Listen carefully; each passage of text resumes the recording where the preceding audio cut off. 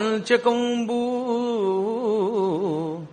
రారాజు తమ్ములు మారుతి పాలు కుమారులందరూ అభిమన్యుపాలు శకుని సైంధవులు నశ్వత్థామ కర్ణులు తక్కొరు చేబోని దండి మగలు సవ్యసాచి పాలు సాత్యకి పాల్ కృతవర్మ చేకితాన వసుమతీసు పాలు సోమదత్తుడాలంబునకు ఇట్లు నిశ్చయించి రచట నృపవరేణ్య.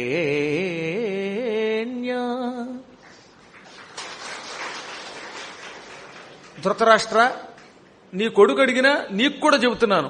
దుర్యోధన, నువ్వు విను. భీష్ముడిని ఎవరు చంపాలి? శిఖండి ఉండగా భీష్ముడు యుద్ధం చెయ్యడు కాబట్టి శిఖండిని అడ్డం పెట్టి భీష్ముడిని పడగొట్టాలి. శిఖండి ఏమనుకున్నాడు? భీష్ముడు నా వంతులు వేసుకున్నారు ట్రైగా. మనం అప్పుడప్పుడు ఈ విస్తరాకు నాది లేకపోతే ఈ బిల్డింగ్ నాదని పంచుకుంటాం. వాళ్ళు అలాగే మనుషుల్ని పంచుకున్నారు. భీష్ముడిని శిఖండి పంచుకున్నాడు. అతనికి సాయం ఎవరు? విరాటరాజు గారు, ఆయన సైన్యం. ఇంకా దృష్టజుమ్నుడు ఆయన ఉన్నాడు, నేను పుట్టిందే ద్రోణుండి చంపడానికి, ద్రోణుండి చంపే బాధ్యత నాదన్నాడు ఆయన. అతనికి ద్రౌపది యొక్క కొడుకులు 5 ఉపపాండవులు, ఏది ప్రతివింజుడు, శృతకీర్తి, శృతసోముడు, శృతసేనుడు, ఈ 5 కూడా వరసగా ద్రౌపదీ పుత్రులు దృష్టజుమ్నుడికి సాయం చేస్తారు. ఇంకా మొత్తం రారాజు గారు వాడి తమ్ముళ్ళు 100 మంది భీముడు ఒక్కడు నా పాలన్నట్ట. వాళ్ళని మాత్రం ఎవరికీ వదలను. అమ్మ నాకు ఆకలి ఎక్కువ, సహజంగా నాకు ఎక్కువ భోజనం చేయాలనే కోరిక, యుద్ధంలో కూడా ఈ 100 మందిని చంపుతాను, వీళ్ళ ప్రాణమే నాకు ఆహారం. కాబట్టి దుర్యోధన, దుశ్శాసన, వికర్ణాదులు మొత్తం 101 మందిని నేను ఒక్కడిని చంపేస్తానన్నాడు ఆయన. ఇంకా కుమారులు ఉన్నారు కదా, అంటే దుర్యోధనుడి కొడుకు లక్ష్మణ కుమారుడు, దుశ్శాసనుడి కొడుకు, ఈ కొడుకులు ఉన్నారే, ఈ దుర్యోధనుడి మొదలైనటువంటి కౌరవుల కొడుకులు, వీళ్ళందరినీ నేను చంపుతానని అభిమన్యుడు అన్నట్ట. నిజంగా అలాగే చేశాడు.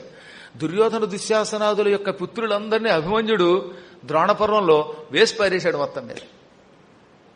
ఇంకా సైంధవుడు మొదలైన అశ్వత్థామ, కర్ణుడు, వీళ్ళందరూ అర్జునుడి పాలు. అర్జునుడు వాళ్ళని చంపనైనా చంపుతాడు లేదా చితక్కొట్టు వదులుతాడు. ఎవరి చేతిలోనూ అంత తేలికగా అపజయం పొందని వాళ్ళంతా అర్జునుడి పాలట. ఇంకా సాత్యకి యాదవ సేనాధిపతి కృతవర్మ సైన్యాన్ని కృతవర్మని వేసేస్తానన్నాడు. చేకితానుడు అనేవాడు ఏమన్నాడు? సోమదత్తుడిని సంహరిస్తానన్నాడు. ఇక సహదేవుడు లేచి శకునిగాడు నా వంతు అన్నట్ట. ఈ విధంగా వాళ్ళంతా పంచుకున్నారు. తర్వాత మీ ఇష్టం అనగానే ధృతరాష్ట్రుడు వణికిపోయి, నాకు మిగతా వాళ్ళందరికన్నా ఆ భీముడి పేరు చెబితేనే వణుకొచ్చేస్తోంది.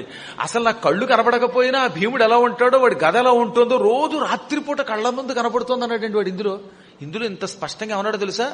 నేను గుడ్డాణ్ణి, నాకు చూపు లేదు, అదేమిటో తెలియదు, రోజు నిద్రపోతుంటే కల వస్తుందిట. కలలో అన్ని కనబడతాయి. గుడ్డివాడికి కల వస్తుంది, మనకి కల వస్తుంది, కల్లో మాత్రం అన్ని కనబడతాయి. వాడి కల్లోట కళ్ళు మూస్తే చాలు ఒక భయంకరాకారం కలిగిన వాడు కనపడతాట. వాడు భీముడు అనిపిస్తోందిట ఆయనకి. వాడు గదబుచ్చుకుని తన కొడుకుని చెతక్కొట్టి చంపేస్తున్నట్టు తెలుస్తోందిట. కొబ్బరికాయలు పగలగొట్టినట్టు పగలగొట్టేస్తున్నట్టు వాళ్ళ తలకాయలు తొడలో. ఒరే, నాకు కళ్ళు మూసినా తెరిచిన రాత్రి నిద్రలో ఈ భౌతికమైన దృష్టి లేదు గాని లోపల దృష్టి, అంతర్దృష్టిగా భీముడే కనపడుతున్నాడు. నేను దాంతో వణికిపోతున్నాను. నీకు పుణ్యం ఉంటుందిరా బాబు, నా కొడుకుల్లారా, చావకండిరా నాయన, మీకు పుణ్యం ఉంటుంది అని బతిమాలుకుని చెప్పినా వెండు వీడు, సంజయ, విదురా, వీళ్ళకి చావు తప్పదు అని మళ్ళీ అంతలోనే ఇంకొకసారి జాలిగా, కొడుకులు ఏమైనా బాగుపడతారేమోనని, నాయన నీకు పుణ్యం ఉంటుందిరా, మీ అమ్మ నేను నువ్వు లేకపోతే ఉండలేము, ఎన్ని పాపాలు చేసినా నువ్వంటే నాకు ప్రాణం, నువ్వు బతుకుంటే నేను స్వర్గాన్ని జయించినట్టు ఆనందం పొందుతాను, దివ్య దృష్టి వచ్చినట్టు ఆనందం పొందుతాను, నా కోసమైనా సంధి చేసుకో అనగానే దుర్యోధనుడు పకపకానవి, ఈ వృద్ధుడు మా గుడ్డి తండ్రి ఇంత బేలైపోయాడు, పిరికాడైపోయాడు అనుకుని, రాధేయుండును దుస్ససేనుడును పోరం బ్రాపుగా పాండవ క్రోధ జ్వాలలనార్తు ఒండొకడు నాకు తోడే, నీవింకనన్ బాధం బెట్టకు వాడి సూది మొన్న మోవంజాలునంతైన నేనీ ధాత్రీ తలమీను వారలకు నాకేలింత సెగింబడం. ఈ మాట జగత్ప్రసిద్ధికి ఎక్కింది. ఈ పదం వాడినవాడు తిక్కన గారు. నాకు ఇంకెవ్వరి సాయం అక్కర్లా, ఈ రాధాపుత్రుడు కర్ణుడు చాలు, నా తమ్ముడు దుశ్శాసనుడు చాలు, మేం ముగ్గురం కలిసి పాండవుల క్రోధం పరాక్రమం అనే అగ్నిని చల్లారుస్తాం. మేము నీళ్లు, వాళ్ళ కోపం అగ్ని. అగ్ని మీద నీళ్లు పోస్తే చల్లారిపోతాయి. మా పరాక్రమం అనేటటువంటి జలంతో వాళ్ళ క్రోధాగ్ని చల్లారుస్తాం. నాకింకెవరు తోడు రావలసిన అవసరం లేదు, ఈ పిరికి ముందు నూరిపోయవలసిన అవసరం లేదు. నాన్న నువ్వు నన్ను ఇంకా బాధ పెట్టకు, నువ్వు బాధ పెట్టినా నీవెన్ని చెప్పినా మొత్తుకు తెచ్చినా నీ మాట విన్ను. ఇంతెందుకు, వాడి సూది మొనమోవంజాలునంతైన నేను ఈ ధాత్రీ తలమీను వారలకి.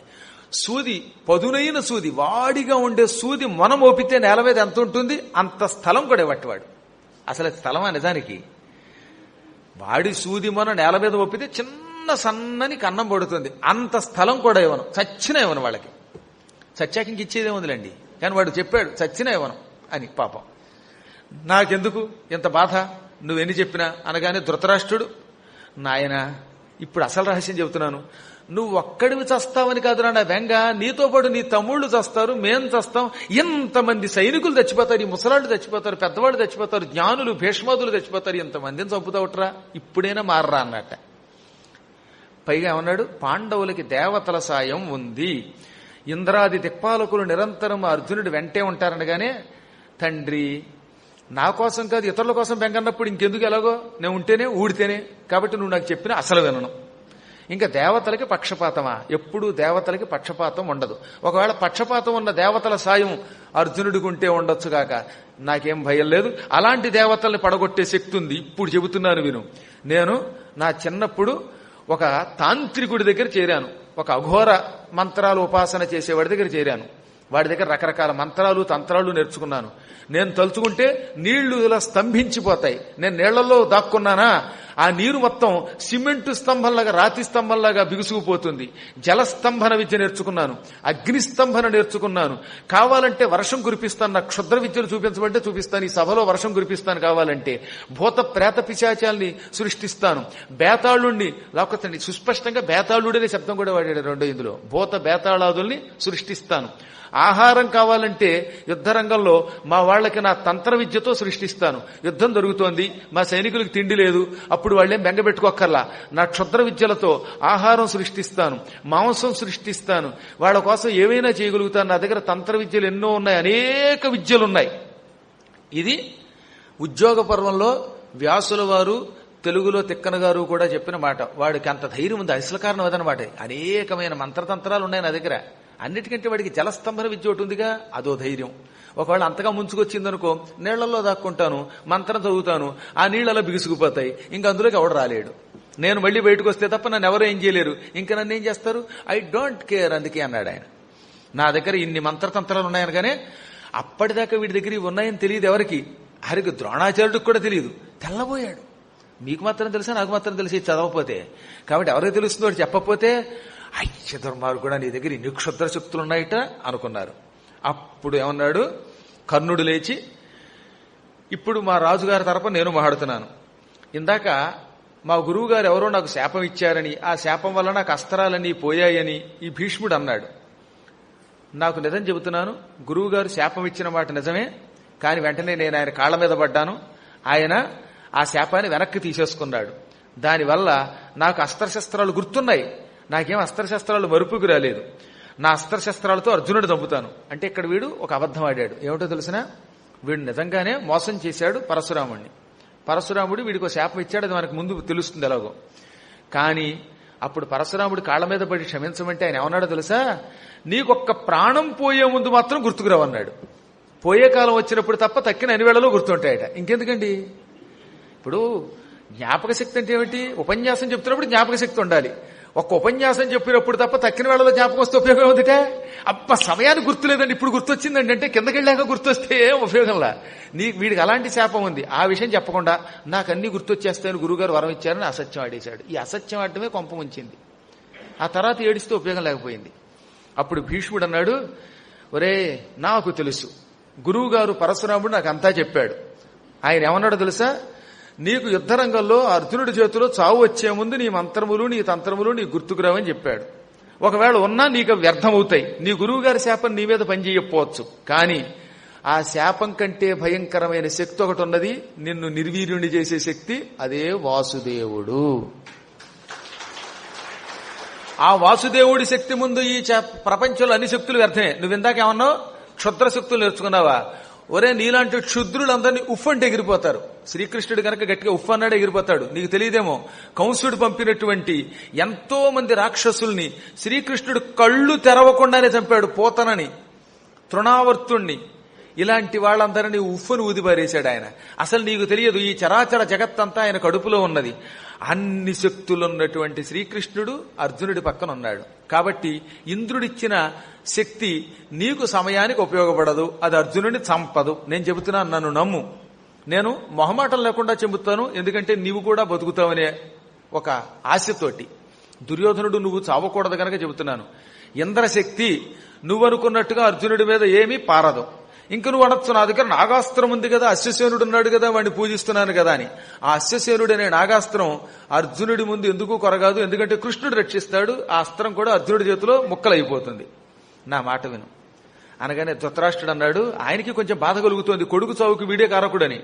అందుకని ఈ కర్ణుడి పరాక్రమం మనకి కొత్త ఏమిటి, వీడిని నమ్ముకోకూడదు, ఉత్తర గోగ్రహణం అప్పుడే మర్చిపోయావా అని. కర్ణ, నువ్వెలాగో చస్తావు. ధృతరాష్ట్రుడు అన్న మాట ఇది.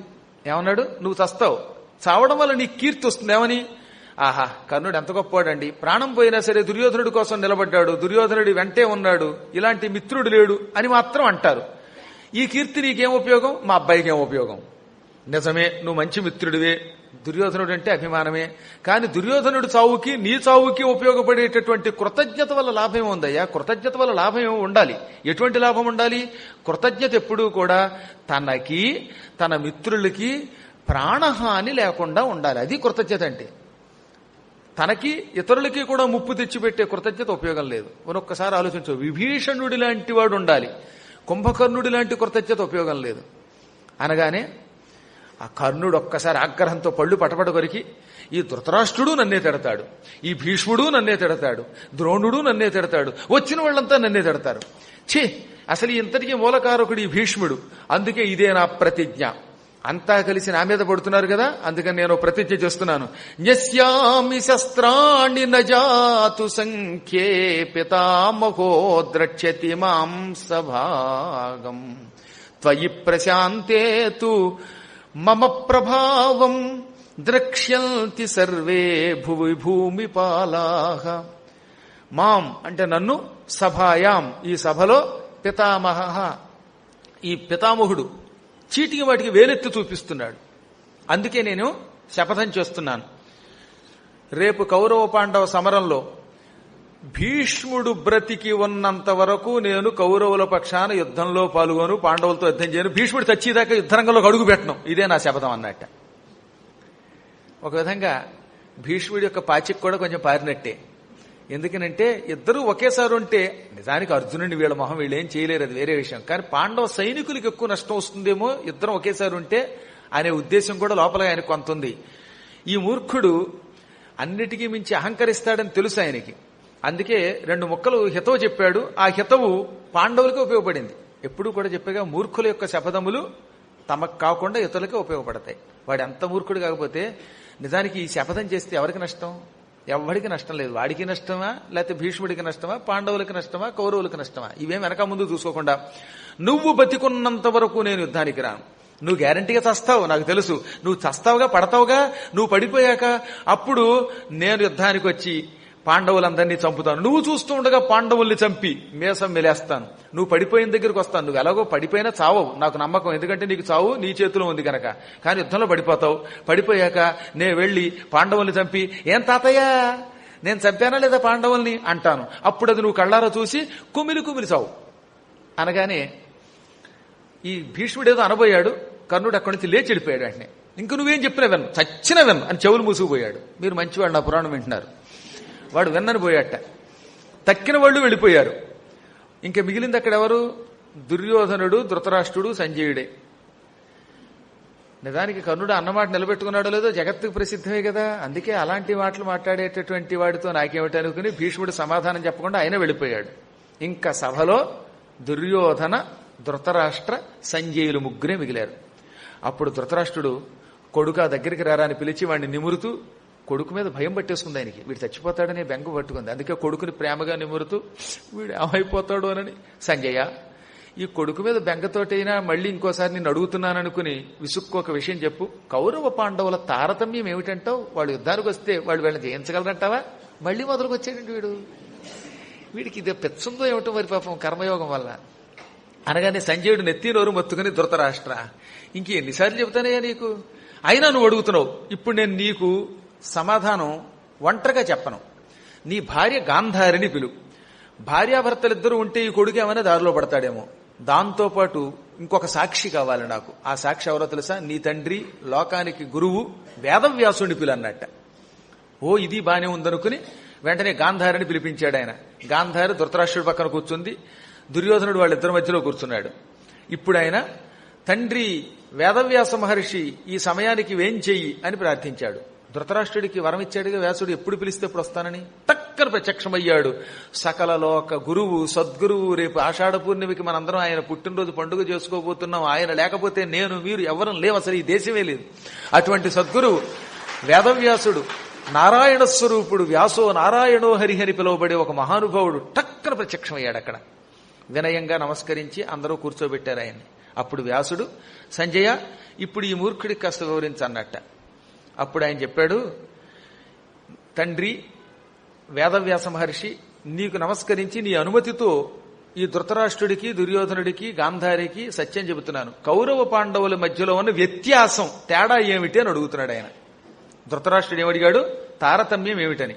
ఉన్న తారతమ్యం వల్ల వాసుదేవుడే అన్నాడు. ఇంకేం లేదు, ఆయన ఒక్క మొక్కలో చెప్పేశాడు ఆయన. ఉన్న తారతమ్యం వల్ల వాసుదేవుడే. వాసుదేవుడు జగద్యోని, అంటే జగత్తుకి పుట్టుకకి మూలకారకుడు. ఆయన అటున్నాడు, ఆయన ఇక్కడున్నాడా? ఇన్ని లోకములు ఆ వాసుదేవుని యొక్క కాలి నుంచి వచ్చే ధూళి యొక్క కొసకి పనికిరారు. శ్రీ మహావిష్ణువు నేల మీద నడిచాడండి కృష్ణ రూపంలో. అప్పుడు ఆయన కాలి నుంచి కొంత దుమ్ము వచ్చింది. ఆ దుమ్ముల్లో ఒక్క డ్రాప్ పట్ట, ఒక్క బిందు, ఒక రేణువు. ఆ రేణువు ముందు ఈ లోకములన్నీ పనికిరావు. ఆ వాసుదేవుడు సమస్త లోకాలకి మూలకారకుడు, మహాత్ముడు, అజాతశత్రుడి యొక్క అండగా ఉన్నాడు. ఆయన ఎక్కడ అండగా ఉంటాడని నువ్వు అడగచ్చు. ఏం పాండవులంటే పక్షపాతమేం, కౌరవుల వైపు ఎందుకు రాడు అని నీవు అడుగుతావేమో. దానికి ఒక కారణం చెబుతున్నాను. యత సత్యం యతో ధర్మో యతో హ్రీః ఆర్జవం యతః తతో భవతి గోవిందః యతః కృష్ణః తతః జయః యతః కృష్ణస్తతో జయః. ఎక్కడ ధర్మముంటే, ఎక్కడ సత్యముంటే, ఎక్కడ అహంకారం లేకుండా ఎవరైనా తనను పొగిడితే సిగ్గుతో ఉంటారో అటువంటి వాళ్ల చోట రుజు ప్రవర్తన, సక్రమమైన వేద మార్గంలో నడుచుకునేటటువంటి వాళ్ళు ఎక్కడుంటే అక్కడ కృష్ణుడు ఉంటాడు. కృష్ణుడు ఉండాలంటే ఏముండాలన్నమాట? సత్యం పలకాలి, ధర్మాచరణ చెయ్యాలి. ఎవరైనా నువ్వు గొప్పవాడిని పొగుడుతుంటే నేను గొప్పవాడినే అని విర్రవేగకుండా వినయంగా ఉండాలి, సిగ్గుపడాలట. అయ్యో అలా అంత మాట అనకండి, ఇదంతా దైవానుగ్రహం అనాలి. ఆర్జవం అంటే రుజు మార్గం, రుజు ప్రవర్తన, సక్రమమైన నడవడిక. మంచి నడవడిక ఎక్కడుంటే, ఎక్కడ తనను పొగుడుతుంటే అహంకారం ఉండదో అలా అహంకారం ఉండని చోట, సత్యధర్మాలున్న చోట శ్రీకృష్ణుడు, గోవిందుడు, నారాయణుడు ఉంటాడు. ఎక్కడ గోవిందుడుంటే అక్కడ జయం ఉంటుంది. యతః కృష్ణ అంటే ఎక్కడ కృష్ణుడుంటే తతః అక్కడ జయ, జయం ఉంది, తీరుతుంది. కృష్ణుడు అందుకున్నాడు అక్కడ. ధర్మరాజులో ఆర్జవం ఉన్నది, హ్రీ ఉంది, సత్యం ఉంది, ధర్మం ఉంది, పెద్దల ఎడల భక్తి ఉన్నది. ఎప్పుడూ మాట వరసకు కూడా పరుషమైన వాక్కులు పలకడు. అటువంటి మహానుభావుడి యొక్క మహాత్మ్యానికి, ధర్మమునకు మెచ్చుకొని శ్రీమన్నారాయణుడు గోవిందుడు అక్కడ చేరాడు. ఆ గోవిందుడు ఎక్కడుంటే అక్కడ జయం ఉండి తీరుతుంది. అసలు జయం అంటేనే శ్రీకృష్ణుడు. ధృతరాష్ట్ర, కాబట్టి తారతమ్యం అర్థమైందా అనగానే నాకు ఇప్పటికీ కృష్ణుడు దేవుడని అర్థం అవటంలా, నాకు ఎందుకో నమ్మకం కలగటంలా. సంజయ, నీవు కృష్ణుణ్ణి దేవుడని గుర్తించడానికి, నేను ఆయన్ని దేవుడని గుర్తించలేకపోవడానికి కారణం ఏమిటన్నట్ట. ఇది ఒక గొప్ప ప్రశ్నే, అద్భుతమైన ఘట్టం ఇదనమాట. నీవు కృష్ణుడిని ఎలా గుర్తించావు భగవంతుడని?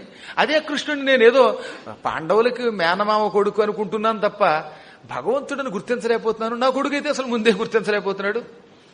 ఇప్పుడు నిజంగా పురాణం వినేవాళ్ళందరూ కృష్ణుని దేవుడు అనుకుని వింటున్నారా? కొంతమంది పాండవోద్యోగ విజయాల నాటకం చూసిన వాళ్ళు ఉన్నారు.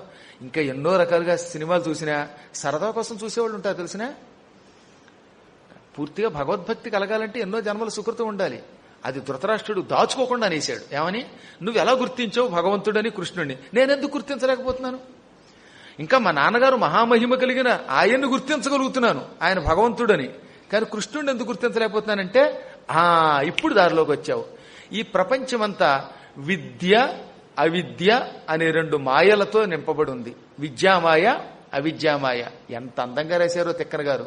ఈ ప్రపంచమంతా ఒకటి విద్యామాయ, మరొకటి అవిద్యామాయ. విద్యామాయ అంటే ఏమిటనమాట?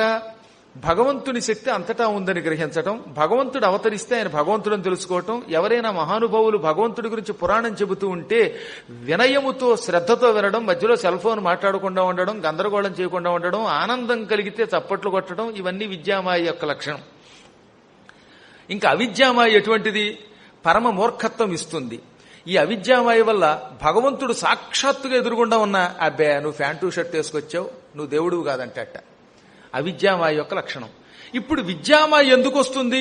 సత్యం పలకడం మొదలు పెడితే, వేదములలో ఉన్న ధర్మములను గ్రహించి ఆ ధర్మములను ఆచరిస్తే, పెద్దలను పూజిస్తే, శాస్త్ర మర్యాదలను అనుసరించి దేవాలయాల్లో ప్రదక్షిణలు పూజలు చేస్తే, మహానుభావులైన పురోహితులకు భక్తి శ్రద్ధలతో నమస్కారం చేస్తే, వీటన్నిటి వల్ల విద్య అనే ఒక మాయ పట్టుకుంటుంది. ఆ మాయ పట్టుకున్న కొంతకాలానికి క్రమంగా భగవంతుణ్ణి గుర్తిస్తాం. మనుషుల రూపంలో, పక్షుల రూపంలో, పశువుల రూపంలో తిరుగుతూ ఉంటాడు భగవంతుడు. గోవుల రూపంలో, గరుడ పక్షుల రూపంలో, సర్పాల రూపాలలో, ఆఖరికి చీమ దోమల రూపంలో కూడా తిరుగుతాడు. అలా భగవంతుడు తిరుగుతున్నాడు. ఆయన భగవంతుడని మనం గుర్తించాలంటే విద్యామాయ రావాలి.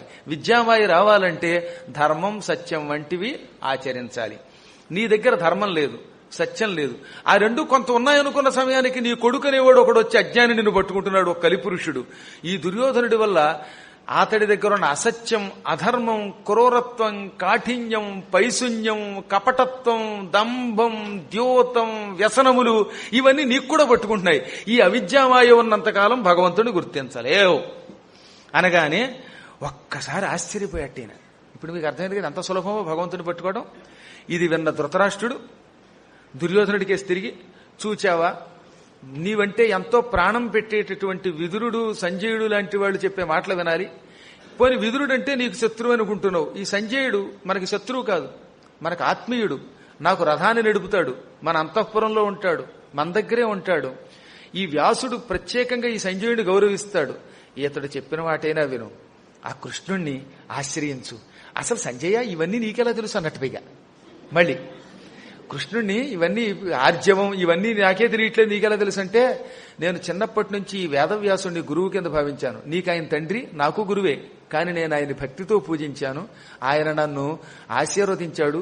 సత్యం పలుకుతాను గనక, ధర్మాన్ని ఆచరిస్తాను గనక నాకు కృష్ణుడు భగవంతుడని కళ్ల ముందు కనబడుతోంది. నువ్వు ఎంతటి వ్యాసుడి పుత్రుడివైనా సత్యం ఎక్కువగా పలకవు. సత్యం మీద నీకు ఇష్టం ఉన్నా కొడుకుల మీద వ్యామోహంతో అసత్యం ఆడతావు. లోపలోటి బయటకొట్టి నీ సంగతి నాకు తెలియదేమిటి, ఎంత కొండబద్దలు కొట్టాడు చెప్పాడు ఆయన. నీ మనస్సులో కుళ్ళు ఉంటుంది, పైకి మాత్రం నాలుగుకి తేనె పూసుకుని తీయగా మాట్లాడతావు. అందరూ మోసపోతారు. దీనివల్ల నీవు గుర్తించలేవు అనగానే వెంటనే దుర్యోధన, ఇంకా సంజయుడు చెప్పిన మాట విను, కృష్ణుడిని ఆశ్రయించు, నీకు చావు తప్పదనగానే పకపకానవి ఈతడన్నట్టుగా కృష్ణుడు దేవుడు అవ్వచ్చు కాక. కానీ ఆ కృష్ణుడు అర్జునుడికి మిత్రుడు. అర్జునుడు నాకు శత్రువు. నా శత్రువుకి మిత్రుడైన వాడు దేవుడైనా సరే వాడికి దండం పెట్టిన వాడిని జీవుడి కింద భావించి వాడిని చంపుతాను. అర్జునుడు శత్రువుట, అందుకని అర్జునుడి దగ్గర ఉన్నట్టు కదా. అందువల్ల దేవుడైతే నాకే ఆయన దేవుడే అవ్వచ్చు కాక. అయినా నాకు అర్జునుడు ప్రాణశత్రువు గనక, ఆ ప్రాణశత్రువు మిత్రుడు గనక నేను దండం పెడితే ఏమంటారు, రేపు పొద్దున వీడి పిరికాడురా అంటారు. నాకు అది ఇష్టం లేదు. చచ్చినా నేను ఆ కృష్ణుడికి దండం పెట్టను. ఇంకెంతకంటే మురుకుడు ఎవడు ఉంటాడండి. రామచంద్ర రాఘవ అనుకోవడం తప్ప మనం కూడా చేయలేవు. అప్పుడు ధృతరాష్ట్రుడు మళ్ళీ లోపల భీతి కదా, నాయనా సంజయ, ఈ కొడుక్కి చెప్పలేకపోతున్నాను, కానీ వాసుదేవా వాసుదేవా అని కృష్ణుడిని మీరు పిలుస్తున్నారే, దీనికి గల కారణం ఏమిటి, దానికి నిర్వచనం ఏమిటి? వాసుదేవుడు అంటే అర్థం వసుదేవుడి కొడుకు కాబట్టి వాసుదేవుడు అంటారని కొందరు అన్నారు. కానీ వేదములలో కూడా ఈ వసుదేవుడి కొడుకుగా పుట్టడానికి ముందే వాసుదేవ శబ్దం ఉంది కదా, అందుకని దీనికి అనుమానం వచ్చింది. వసుదేవస్య అపత్యం పుమాన్ వాసుదేవ. వాసుదేవుడు అంటే పైకి అర్థం ఏమిటి? వసుదేవుని కొడుకు, దశరథుడి కొడుకు దాశరథుడి, రఘుమహారాజు వంశంలో వాడు రాఘవుడు, ఎవరో చలపతిరావు గారి కొడుకు చాలపతేయుడు. ఇలాగ ఆ తండ్రిని బట్టి ఆ పేరు వస్తుంది కొడుక్కి. కానీ ఇక్కడ వాసుదేవ అనే శబ్దం వసుదేవుడి కొడుకు అనుకోవడానికి వీలు లేకుండా కృష్ణుడికి ఎప్పుడో వేదకాలం నుంచి ఉన్నది.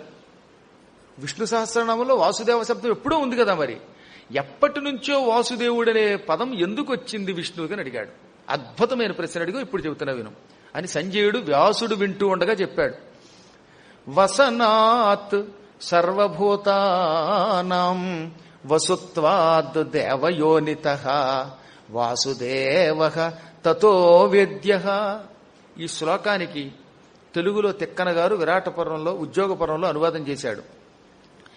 ఎల్లయందును తావసియించుటెల్ల అదియు తనయందు వసియించుటండ్రు వాసుదేవుడను పేరికర్థంబు తెల్లమింత ఎరుగు జనులందు తగవసియించు శుభము. వాసుదేవుడు అంటే అర్థం ఏంటనమాట? ప్రతి ప్రాణిలో ఆయన ఉంటాట. పద్మాకర్ గారనే తేడా లేకుండా, ఇంకో రత్నాకర్ గారనే తేడా లేకుండా, ఇటు స్త్రీలు ఇటు పురుషులనే తేడా లేకుండా, పండితులు పామరులనే తేడా లేకుండా, చేమాదోమ అనే తేడా లేకుండా ఈ ప్రపంచంలో ప్రతి ప్రాణిలో ఆ పరమాత్మ ఉన్నాడు. ఆ పరమాత్మలో మళ్ళీ ప్రాణులన్నీ ఉన్నాయి. ఆయనలో లోకాలున్నాయి, లోకాల్లో ఆయన ఉన్నాడు. ఈ విధంగా అన్నిటిలో తానుండి తనలో అన్ని ఉండడం వల్ల ఆయన్ని వాసుదేవుడు అన్నారు. అది వాసుదేవ శబ్దానికి అర్థం అన్నమాట. వసనాత్ సర్వభూతానాం. వసనాత్ ఉండుట వల్ల, దేని వల్ల? ఎవరిలో ఉండుట? సర్వభూతానాం, ప్రాణులందరిలో ఉంటాడనమాట. ప్రాణులన్నీ ఆయనలో ఉంటాయి. ఆయనలో ప్రాణులు, ప్రాణుల్లో ఆయన. ఇలా ఉండడం వల్ల వాసుదేవుడు అన్నారు. ఈ విధంగా భగవంతుడు సర్వవ్యాపకుడు అని దానికి అర్థం వస్తుంది చివరికి. అంతటా వ్యాపించి ఉండువాడు, ఆయన లేని చోటంటూ లేదు. ఇందుగలడు అందులేడని సందేహము వలదు. ఇది తెలిస్తేట, ఇది విన్నారుగా మీరును, ఇది విని దాని మీద నమ్మకం పెట్టుకున్న వాళ్లకున్నారే ఎరుగు జనులందు తగవసియించు శుభము. అంటే ఇది విన్నవాళ్ళందరికీ శుభమల్లా. విన్నవాళ్ళందరికీ శుభం అయితే దుర్యోధనుడు వింటున్నాడుగా, వాడికి శుభం రావాలి. గ్రహించిన వాళ్ళకి, అంటే నమ్మిన వారికి శుభము కలుగుతుంది అన్నాడు ఆయన. వినడం కాదు, అందరం వింటాం. ఏదో ఆయన చెబుతాడులే అని ఈ చెవితో విని ఆ చెవితో వదిలేస్తే వాడికి శుభం కలగదు. ఇది విని నమ్మి శ్రీకృష్ణుడు సర్వవ్యాపకుడు అనంతుడని గ్రహించిన వారికి తప్పక శుభం కలుగుతుంది. వెంటనే వేదవ్యాసుల వారు, నేను ఇక్కడ ఇంతకు మించి ఎక్కువసేపు ఉండను, ఎందుకంటే దుర్యోధనుడు ఎవడో నాకు తెలుసు, వాడు ఎవడ మాట వినడు, అనవసరంగా వాదోపోదాలు చేయడం నాకు ఇష్టం లేదు అని టక్కున అదృశ్యం అయిపోయాడు. సంజయుడు దండం పెట్టి ఆయన వెళ్ళిపోయాడు. గాంధారి ధృతరాష్ట్రులు కొడుక అన్నారు. మీరు ఎన్నిసార్లు కొడుక అన్నా నేను దుడుగ్గానే ఉంటాను గాని నేను మాత్రం పొరపాటును కూడా మీ మాట వినను, మీ దారిని మీరు హాయిగా భోజనం చేయండి, నేను వెళ్ళిపోతాను అని వాడు వెళ్ళిపోయాడు. ఇంకక్కడ ధర్మరాజు ప్రొద్దుటే సభ ఏర్పాటు చేసుకుని సోదరులతో కలిసి శ్రీకృష్ణుని సభకి పిలిపించి, సోదరులారా, ఈ కృష్ణుణ్ణి రాయబారిగా సభకి పంపితే బాగుంటుందేమో అని నా మనస్సు అనిపిస్తున్నది. ఎందుకంటే ధర్మరాజు రక్తపిపాసి అనిపించుకోవడం నాకు ఇష్టం లేదు. యుద్ధం వల్ల ఏం బావుకుంటాం, చివరికి అటు ఇటు కూడా నాశనం తప్పదు. కాబట్టి శాంతి ఎప్పుడూ మంచిదే. మీరేమంటారనగానే, అన్నయ్య నీ మాటకి ఎదురాడం అన్నారు సోదరులు. అప్పుడు ఆయన కృష్ణుడికి నమస్కరించి, కృష్ణ, మేము నిజానికి నీకంటే వయస్సులో కొంచెం పెద్దవాణ్ణి. ఈ పెద్దరికం దండగా. ఎందుకో తెలిసిన, తాడి చెట్టుకు కూడా వస్తాయి 90 ఏళ్లు, దానివల్ల ఉపయోగం లేదు.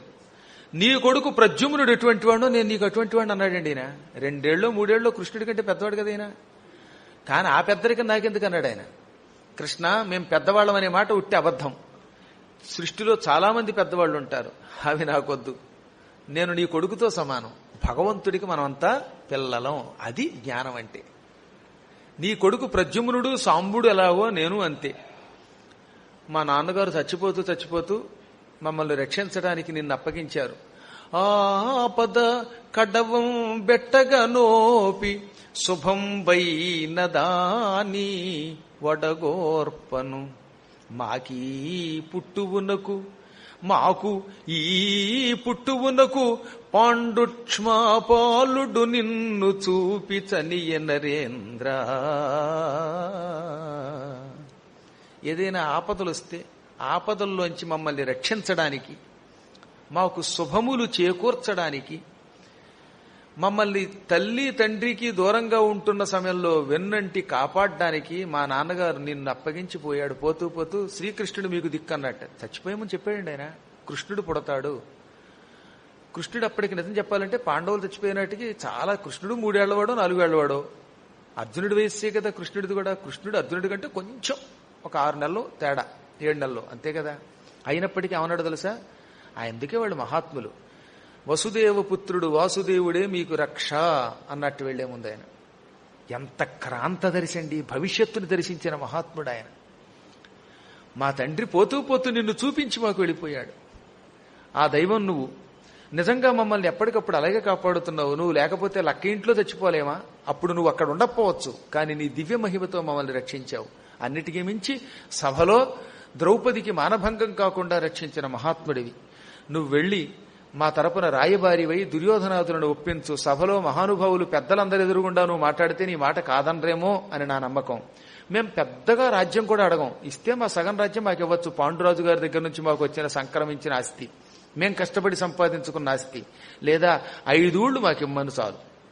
మళ్ళీ అంతలోనే అన్నాడు, ఆ దుర్యోధనుడంత మాత్రమును చేయంజాలడో కాని పెంపేదం క్రూరత కోర్వరాదు సిరినాకేలందునే గ్రాసవాసో దైన్యంబులు వచ్చునా అరయుని చుట్టాలకు కావునను మోదం బందగా